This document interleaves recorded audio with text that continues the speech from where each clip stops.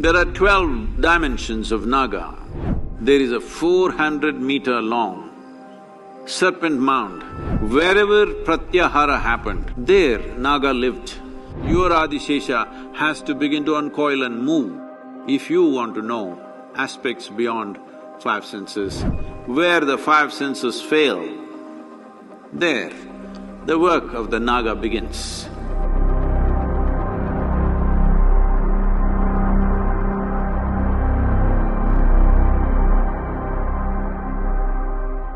There are 12 dimensions of Naga which are worshipped in India. These are called Ananta, Vasuki, Shesha, Padma, Kambala, Karkotaka, Ashvatara, Dhritarashtra, Sankapala, Kaliya, Takshaka and Pingala. These are the 12 aspects. These 12 aspects also relate to the 12 aspects of the calendar, the 12 aspects of the stars and stuff that people read. In various cultures, literally across the world, you see symbolisms, symbolic proof. From 20,000 years onwards, you will see various artifacts around the world showing how snake played an important part in their mystical journey of those tribes in variety of places, from Russia to China, of course India, Africa, Egypt, Greece, South America, North America, everywhere you have serpent symbolism representing this. And in North America, we discovered there is a 400-meter long serpent mound in Ohio, 400 meters long, overlooking a very big crater which could have happened either because of an asteroid hit or maybe a gas burst, they are saying. We do not know how it happened. But a 400-meter long serpent built with mud, a mound, it's a serpent mound. So, various people across the world have come to this not by transportation of cultures, that also has happened, but that is not the reason why it's happened. Wherever people perceived something beyond five senses, wherever people spent time, more eyes closed, pratyahara essentially. Pratyahara means you withdrew your senses.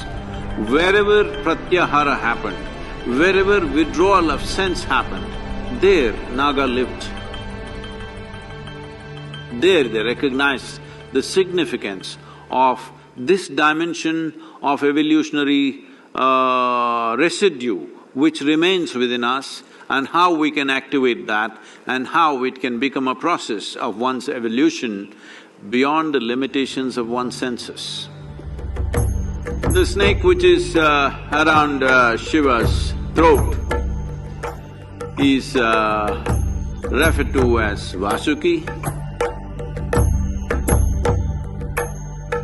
but the Vishnu's snake is referred to as Shesha.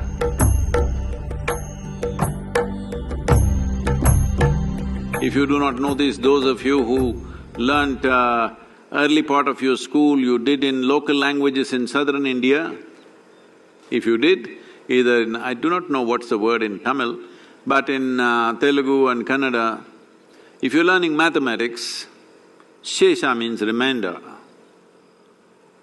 In mathematics, it's a common thing, Shesha. So that is the word that is used for this, because this snake or this serpent represents the Shesha, or what is always a remainder of when a certain creation ends, certain things remain.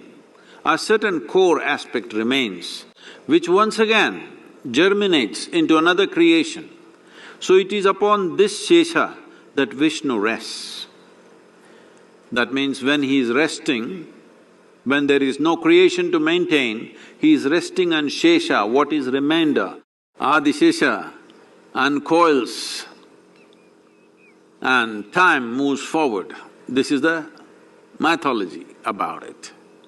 This means the remainder that is left from the previous creation stays, and when it begins to uncoil, it is called as Adishesha because it's the first reminder which is there, and it uncoils means another creation begins to happen. So this is a very profound aspect of life expressed in symbolic ways. So this Nagara Panchami or Naga Panchami today represents all this in the month of Shravana, on the fifth day. This is the day which is very significant for those who want to penetrate and know life beyond their physicality, beyond their senses. This is not just about experiencing or realization or liberation, this is about knowing. If you want to know, maybe not everybody wishes to know, that is okay. Some people just want to be free, they don't care to know, it's all right. But those who want to know, for them, this aspect of evolutionary reminder within you is very, very important. Otherwise, it doesn't really function whether you actually relate to the symbolism or not, but you have to invigorate that dimension. Your Adishesha has to begin to uncoil and move. If you want to know aspects beyond five senses, aspects beyond physical nature, the Naga represents that dimension which cannot be perceived by the senses. It is because of that, in the yogic culture, maximum attention was given to Naga. Well, Adiyogi is carrying a Naga around his throat because this represents that aspect of you where you're able to perceive something which your senses cannot perceive. Where the five senses fail, there the work of the Naga begins.